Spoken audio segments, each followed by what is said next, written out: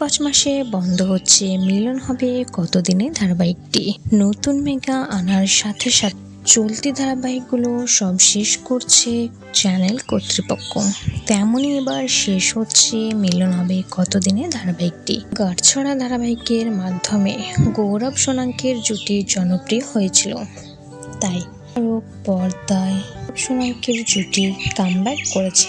তবে ধারাবাহিকে টিআরপি তালিকায় তেমন একটি জায়গা পায়নি। মিলন হবে কতদিনে ধারাবাহিকটি।